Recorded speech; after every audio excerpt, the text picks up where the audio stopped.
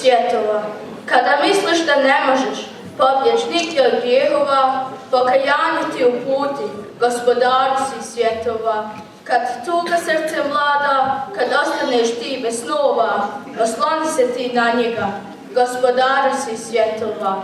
Kad ti pomoć neka treba, dovoljna je neka dova, uputi je samo njemu, Gospodaru si svjetova.